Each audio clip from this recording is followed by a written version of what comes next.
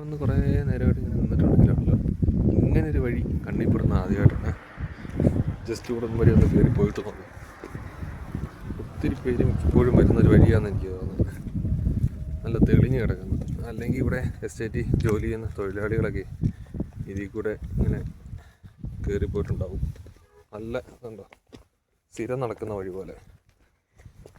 പക്ഷേ ഇവിടെ നിന്ന് കയറി ഇങ്ങനെ മുന്നോട്ട് പോയിട്ട് ഇങ്ങനെ കാണുന്ന കാഴ്ചയെന്ന് പറഞ്ഞാൽ കണ്ടോ, അടിപൊളിയല്ലേ, നല്ല സൂപ്പർ കാഴ്ച.